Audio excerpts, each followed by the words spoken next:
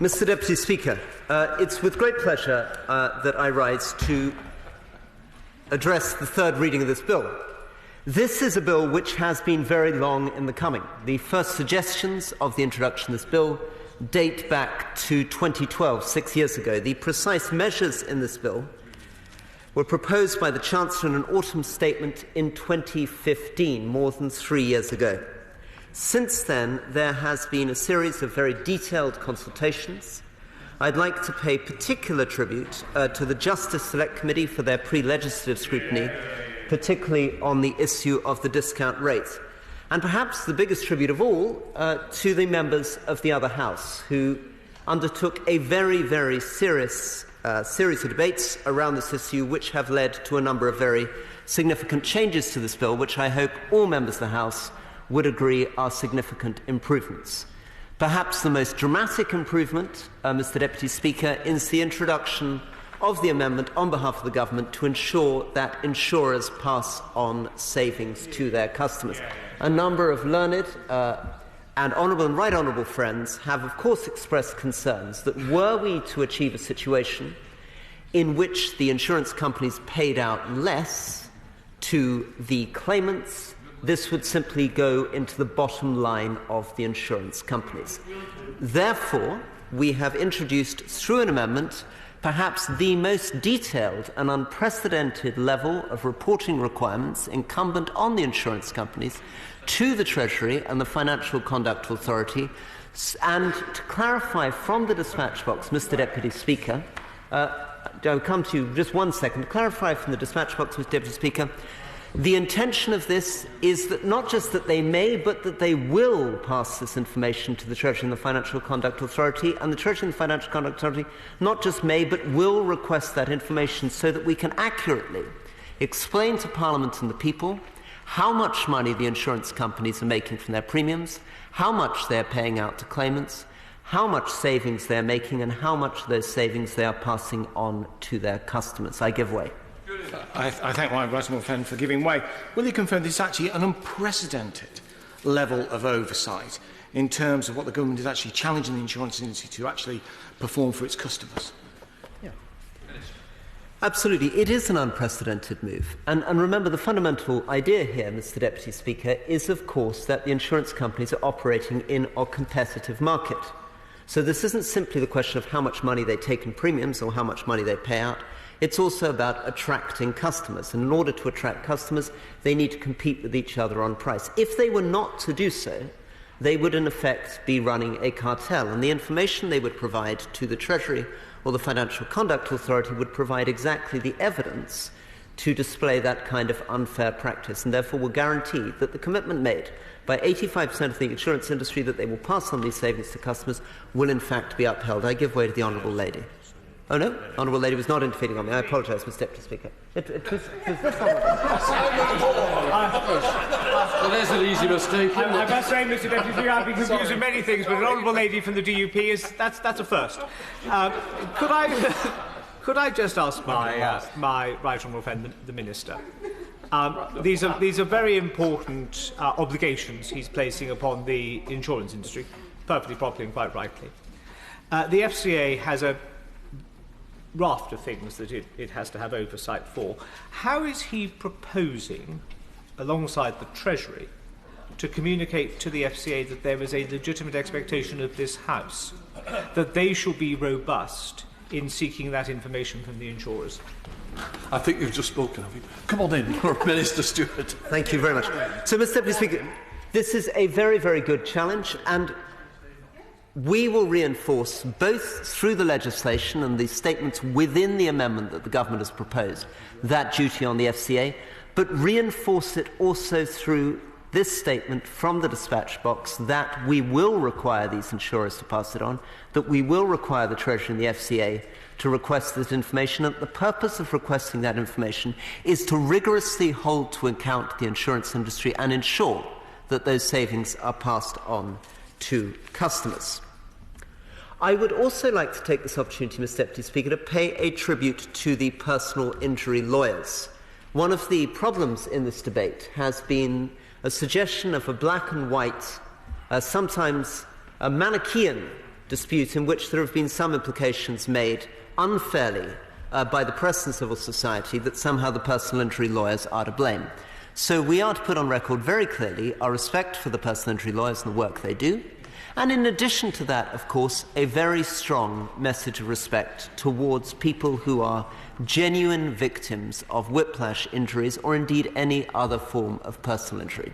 They are entitled to a fair level of compensation, and they are entitled to an adequate level of representation. And we believe very strongly that the measures in this bill strike a proportionate and reasonable balance between fair compensation, reasonable representation, and the costs imposed on the rest of society. Of course. He makes a very good point in terms of personal injury lawyers, and part of the provisions of this bill, I think Clause 8, states that claims management companies will be regulated by the FCA, who already regulate the insurance industry.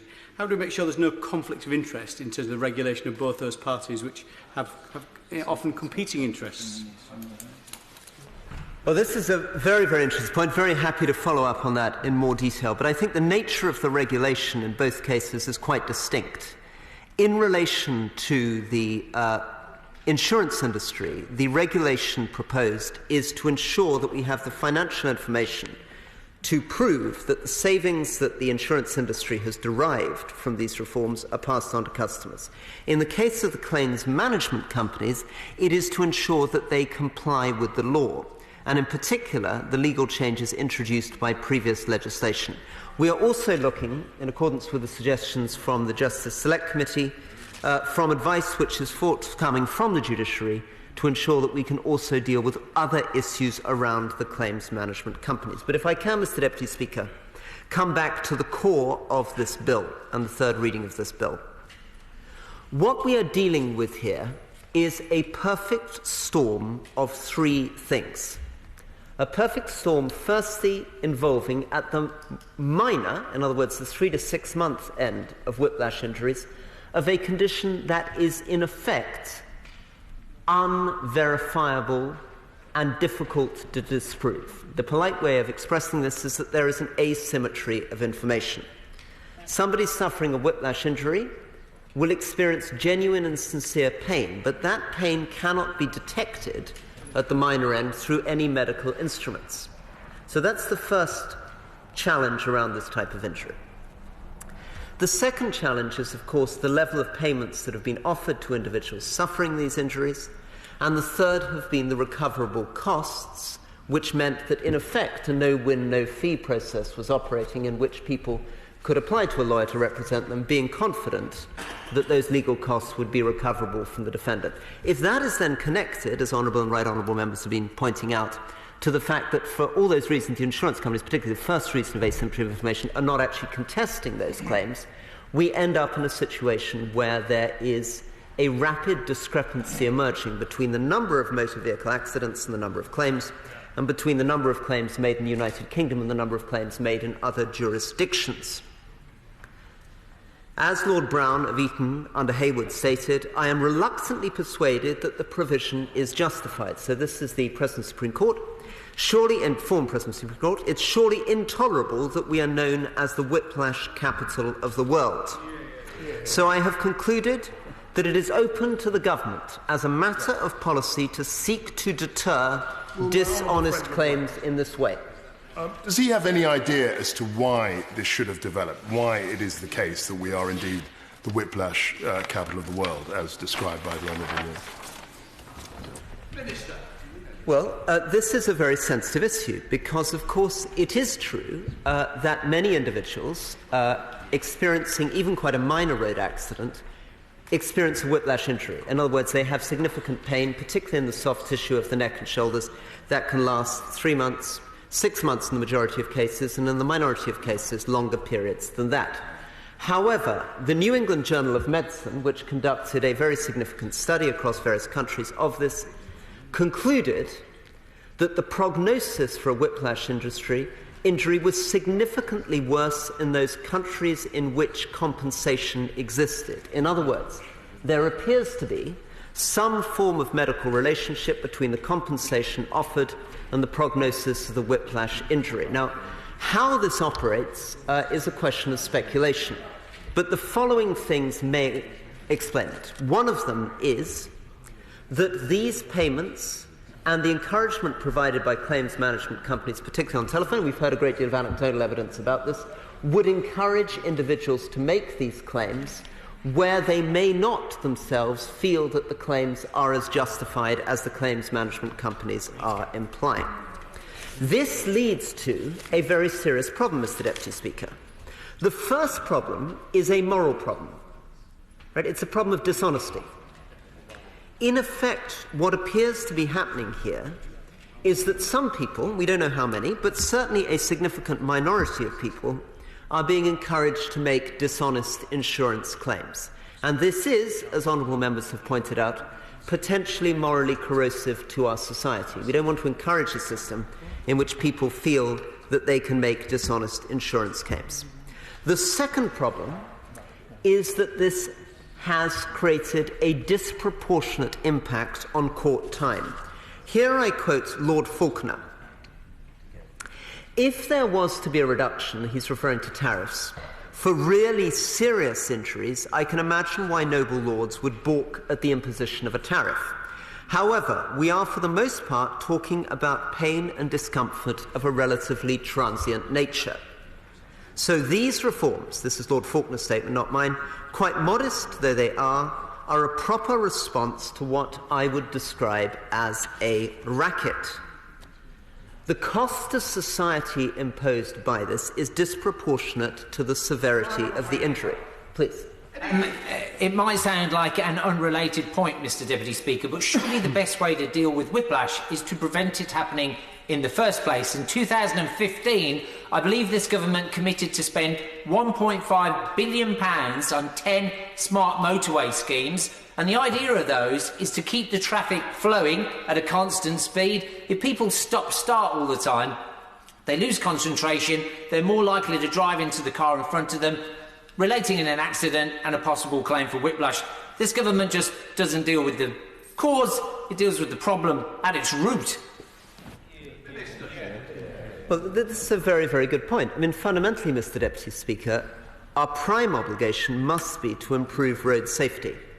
We have made progress in this regard. This is true of the previous Labour government, and it's true of our own government. In fact, over the last 15 years, we have seen a 35% reduction in the number of road traffic accidents, and the safety equipment in vehicles has improved dramatically, as we've heard, whereas 15 years ago, only 15% of vehicles were fitted with the kind of equipment that would protect you from whiplash.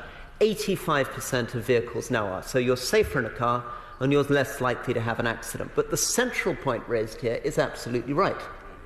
Very tragically, and I experience this through my own constituents, and other right honourable members will experience it through their own constituents, of course, if you were to find yourself killed in a motor car and you did not have a dependent, you would be entitled, and your family would be entitled, to almost no compensation at all. Our obligation must be to prevent the accident happening in the first place. I thank the Minister for giving way. Earlier in the debates this afternoon, he will have heard the member for Croydon South give an example of how he was approached by a claims management company, and in fact hassled by a claims management company. I would like to record that I too have been in that situation for a fictitious accident, and I still get calls for that. Now, isn't dealing with that one of the real reasons, the real abilities to be able to reduce us as the whiplash capital? Well, the Honourable Member for Henley makes a very good point, which indeed has been made by the Shadow Front Bench and by others, which is dealing with claim management companies is going to be a central part of this. Consultation has taken place on this. Measures have been taken against the claims management companies. There remains a significant issue which we are consulting on and trying to resolve. And to be honest with the House, it is the fact that many of these calls are currently coming from foreign jurisdictions. So the challenge is trying to work out the best way of dealing with calls coming from foreign jurisdictions. In fact, on my way into the second reading debate myself, I received exactly that call, encouraging me to make a whiplash claim for a car accident I'd suffered. For a moment, I wondered whether somebody hadn't put up somebody to call me in this fashion, and this wasn't some kind of fuss. But Sure enough, it is continuing to happen. Now, yes, of course. Yeah. Maybe perhaps the company in question knew you were in for a bruising time, perhaps, in terms of the actual debate in that respect. But I would say to my honourable friend that the key to this, and the absolute key to this whole debate, is the fact that this is actually about confidence in our legal system, in justice, in compensation. And the realities are that these phone calls and these companies, which basically try and encourage people to make claims for any particular reason, they are destroying confidence in that system. And that's the reason why this bill is so necessary. See, this is a really important point. At the core of our legal system needs to be public trust and confidence in that system. And having an honest, proportionate, credible and calibrated system is absolutely central to the public continuing to have confidence. Now, with your permission, Mr. Deputy Speaker, just before I take this intervention, I want to make one slightly technical point, which relates to the bill and in particular relating to the injuries in subsections 3 and 2 of the first part of the bill. So, if I could just take your permission for a second. It states in the bill that an injury falls within this subsection if it is a sprain, tear, rupture, lesser damage of a muscle, tendon or ligament in the neck, back or shoulder, or an injury of a soft tissue associated with a muscle, tendon or ligament in the neck, back or shoulder. And, Mr. Deputy Speaker, in subsection 3, an injury is accepted by this subsection if it is an injury of soft tissue which is part of or connected to another injury. And it's on this point that I wish to pause for a second. Because we wish to make clear, as the government, that when we refer to the question of something being connected, we are not referring to it being connected simply by virtue of it taking place within the same accident. I'm going to bring forward a formal piece of paper here so that I can make my pepper and heart statement to make sure this is clear for the judiciary. In subsection 3, therefore, we've excluded those soft tissue injuries in the neck, back or shoulder which are part of or connected to another injury, so long as the other injury is not covered by subsection 2. The effect of subsection 3 would be to exclude, Mr. Deputy Speaker, for example, damage to soft tissue which results only from the fracture of an adjoining bone or the tearing of muscles arising from a penetrating injury, which would otherwise fall within subsection 3 of subsection 2. It has been suggested that the words connected to another injury in subsection 3a could mean an injury resulting from the same accident. And there is therefore a concern that a number of soft tissue injuries that would otherwise fall in the definition of whiplash injury will be excluded, and so not subject to the tariff of damages, simply by reason of being suffered on the same occasion as a whiplash injury. This is absolutely not the intention behind subsection 3, nor is that an interpretation that stands up to scrutiny. The effect of that interpretation would be to significantly limit the scope of Clause 1 of the bill, and in a quite arbitrary way, based on whether or not a person happened to have incurred any other injury in the same road traffic accident. That's not the intended effect, nor do we believe that the clause will be interpreted by the courts in this way, as this would not be the normal meaning of the word connected in this context. To clarify then, the words connected to do not, nor are they intended to, extend to situations where two or more injuries are connected solely by the cause of them. For example, a road traffic accident. And on that, I give way to the Honourable Member. Mr. Deputy Speaker, very grateful to the Minister for giving way. And while he was taking interventions, I thought I would chance my hand and intervene to say to him, as a Scottish Member of Parliament, what discussions has the Minister had with his Scottish counterpart? Because the Scottish Government had committed to bringing legislation that would mirror this bill, which is for England and Wales only. Where is that bill? I understand that it hasn't even begun to make any progress in the Scottish Parliament. And what's the conversation been like with the Scottish Minister? So I'm afraid, unfortunately, tempted though I am to respond, as Mr. Deputy Speaker points out, I'm not entitled, particularly after some of the comic interventions from the Honourable Member of North Perthshire, to speculate on what the Scottish Government thinks it's doing. But The honourable member is absolutely correct. The Scottish Government chose to withdraw from this bill. OK, if I could please make a little bit of progress then, Mr Deputy Speaker. We've talked a great deal about the subject of whiplash injuries and the way in which we've attempted to address whiplash injuries. But what we've perhaps had less time to address, and is a very, very central issue, although I'm very happy in interventions from others to return to the question of whiplash injuries if people wish to do so, is the second part of the bill, which relates to the discount rate. So, please. Yeah.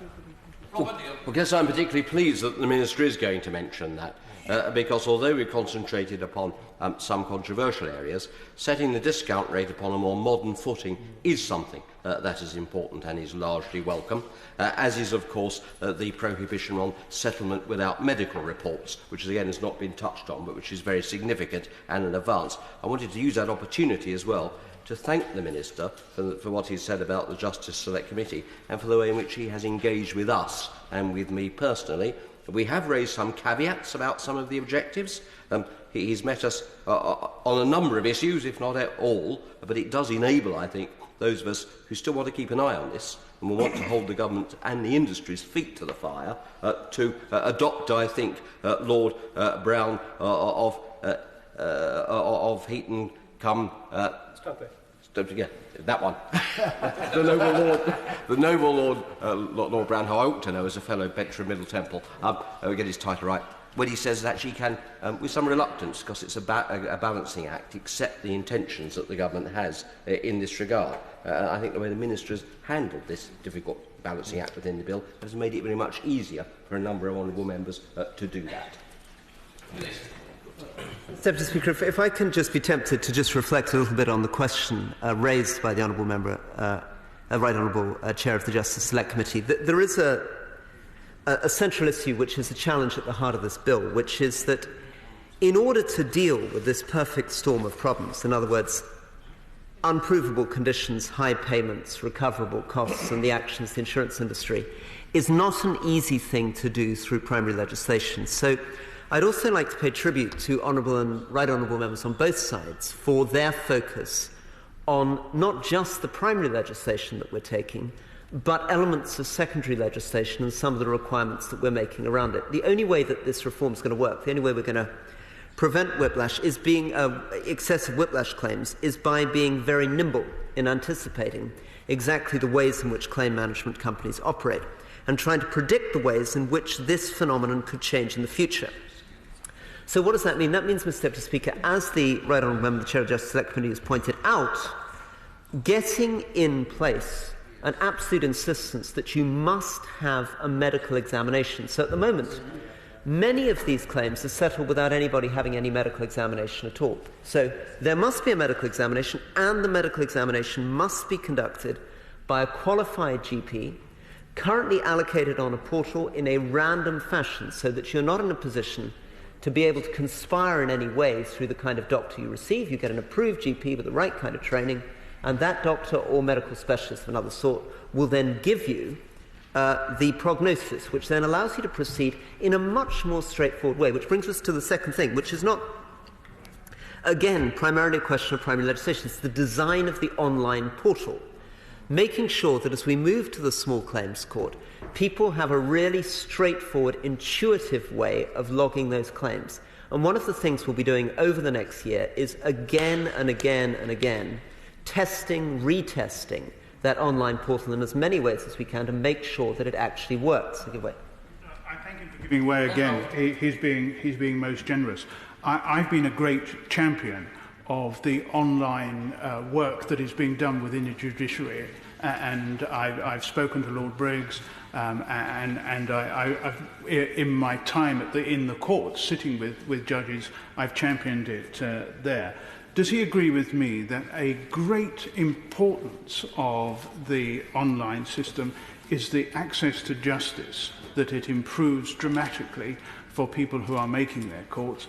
And does he agree with me that it's a source of regret in many ways that there has been a delay in taking this forward? I know there's a lot of testing that's involved, but I wonder if he agrees with me that there is regret at the delay that there is there, because it deprives people of that access to justice.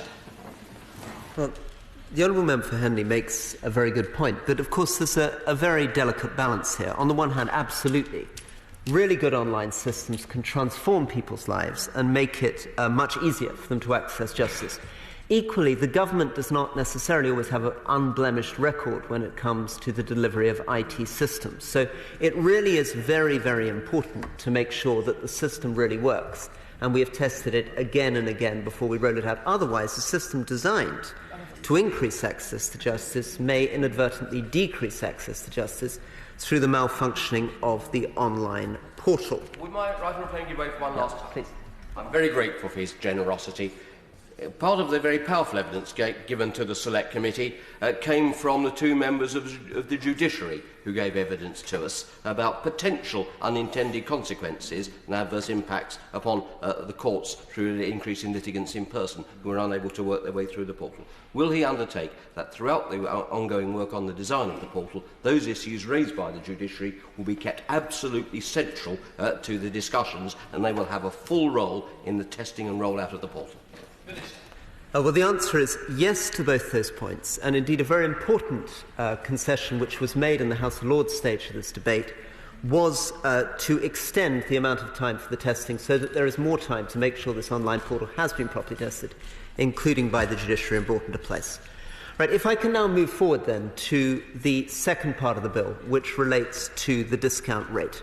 So, Mr. Deputy Speaker, you will remember that this came out of a very sudden change in the way in which compensation was paid to catastrophically injured victims.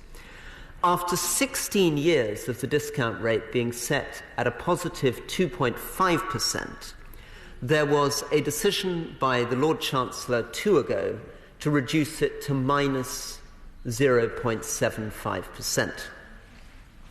Right, this radically changes what happens when you allocate someone a lump sum. So just to remind people, the discount rate is the formula that's applied. So, Mr. Deputy Speaker, if you were attempting to receive a compensation for a projected 10 years of life, and you were looking for £100,000 of care costs every year for the 10 years of your life, and inflation was, for the sake of argument, 0, you would only receive £1 million to cover you for your 10 years of projected life. Obviously, if inflation was higher, the real term increase in your care costs would mean that you would have to be afforded more, and the calculation that would need to be made in awarding you the money is how much return can you reasonably expect to get on your money. So if you could reasonably expect to get a higher return on your £1 million, it might be able to cover you for more years, and vice versa. For lower years, lower return.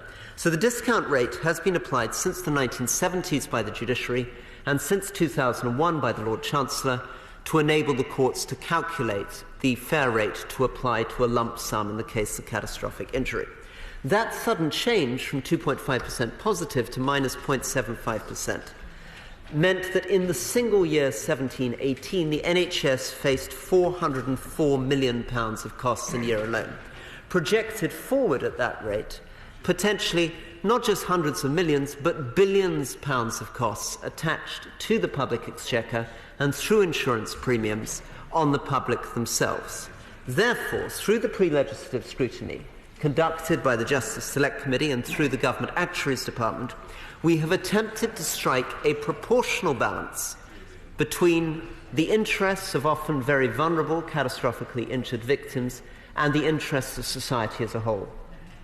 Give way. And also, isn't it the case that this, the mechanics of the discount rate, as it was constituted by the Lord Chancellor 2 ago, basically mean effectively that claimants are estimated to be receiving substantially more than the 100% entitlement.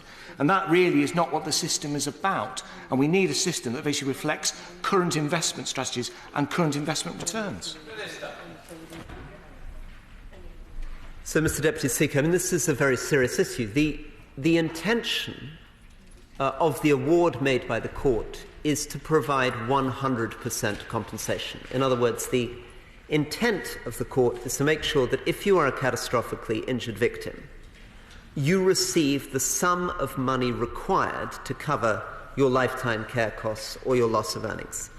The best way of doing this is through a periodic payment order, which is why we've asked the Master of the Rolls and his committee to look at the use of periodic payment orders. Under a periodic payment order, Mr. Deputy Speaker, what will happen is the real costs of your care, year on year to the moment of your death, will be covered. Right? That's how the periodic payment order operates. There's no need to give you a lump sum and speculate on how long that lump sum will last or how long you would live.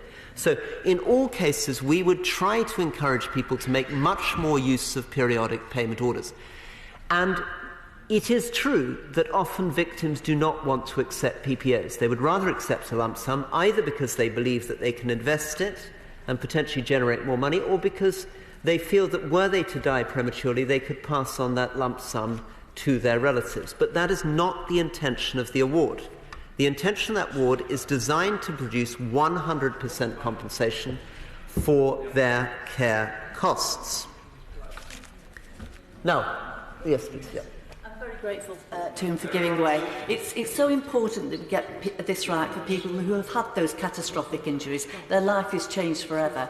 Getting this discount rate is also important because it will affect how they will invest.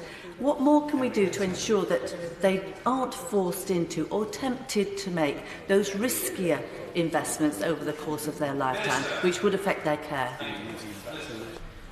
Well, thank you, Mr. Speaker. Well, that's absolutely right. I mean, I think the first thing to bear in mind is that when looking at compensation for somebody for their life in terms of lifetime care costs, there are a number of uncertainties. The first uncertainty, of course, in the case of a catastrophically injured victim, is the court has to make a judgment on how long they believe that victim will live. Very difficult to do. Second, they have to make some kind of judgment on the future performance of the financial markets in order to try to work out what a reasonable rate of return would be to cover those lifetime care costs. So that, for that reason, the periodic payment order is a much more reliable mechanism. However, in relation to the question of the risk taken by the individual, we have made it very clear, both in the bill and in subsequent statements, that we intend the decision of the Lord Chancellor, and this will be a decision of the Lord Chancellor acting in a quasi-judicial role, right? This is not the Lord Chancellor acting on behalf of the Treasury, which is why the previous Lord Chancellor, but two, ended up at a minus 0.75 rate, which of course would not have been the preferred Treasury rate. The Lord Chancellor is to make that decision on the basis that the individual concerned is a low-risk investor. And we would expect that individual to be taking less risk than would be taken by a traditional widows and orphans fund. In other words, because of the vulnerability of the investor and the importance of the return in covering things such as their lifetime care costs, we would be conservative in setting this rate. Now, of course, we're confident that the rate that would be set would be better than the current rate, which imagines simply a gilt return, which doesn't reflect the actual nature of investing or the actual nature of returns. We also are very clear that what we are aiming for is 100% compensation.